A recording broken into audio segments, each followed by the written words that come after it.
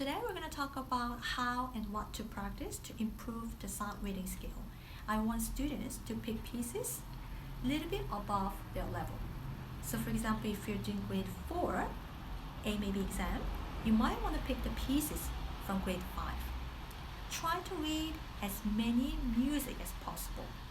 You make sure you do practice for sound reading on a daily basis, consistently. All you need is to have 5 minutes on your hands. So now we're going to talk about how to practice every day to improve your reading skill.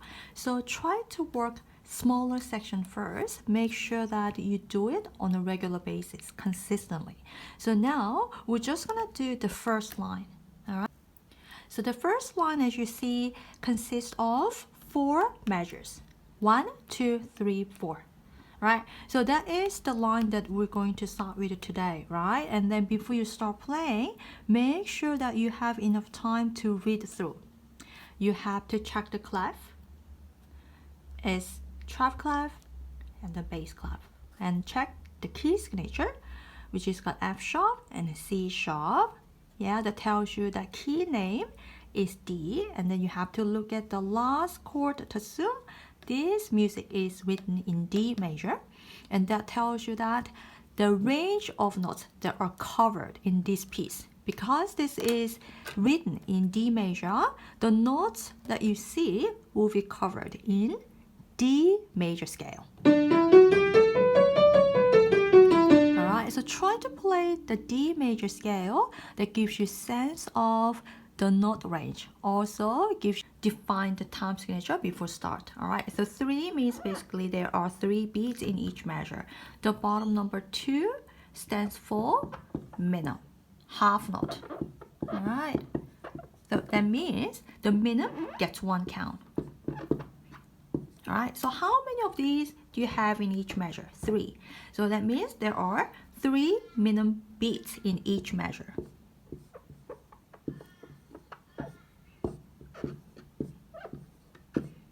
Alright, so you're supposed to count 1, 2, 3 in each measure, as there are 3 minimum beats in each measure, right? Okay, so alright, so now you learn that minimum gets 1 beat, and then the crotchet gets half. Alright, okay, that means the quaver gets 1/4. Alright, so that means there are 4 quaver beats in 1 minimum. So in order to associate the rhythm of quavers crotchet into minimum, you have to subdivide the minimum into 4 beats, 1, E, and Da. So that's how you're supposed to count a quavers, right? 1, E, and Da. That's how you count in order to associate the rhythm of quavers and crotchet into minimum beats. 1 and 2, E, and Da. 3 and 1 and 2 and. If you're not sure about the rhythm, it's just better you write out, okay? 1 and 2 and 3 and 1 and 2 and 3 and. Okay, 1 and 2 and 3 and. So now let's try to count the rhythm out aloud. 1 and 2 E and Da. 3 and 1 and 2 and 3 and 1 and 2 and 3. You start reading the notes.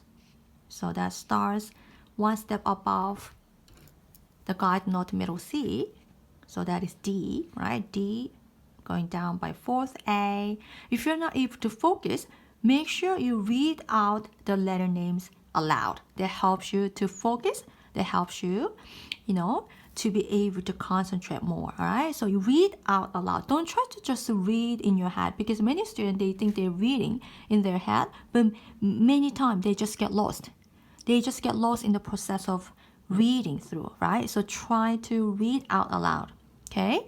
And if you can, try to read ahead, meaning you're onto this note, but your eyes always ahead. So can prepare for the next note. So D, A, stepping up, B, stepping down, A. 1 and 2 E and 3 and 1 and 2 E and 1 and 2 and 3 and 1 and 3 and 1 and 3. Always remember the consistency is the key. You make sure you practice this exercise on a daily basis, consistently. You practice for a long period of time. If you like the video, please subscribe to my channel. It costs $0, but it will help me a lot.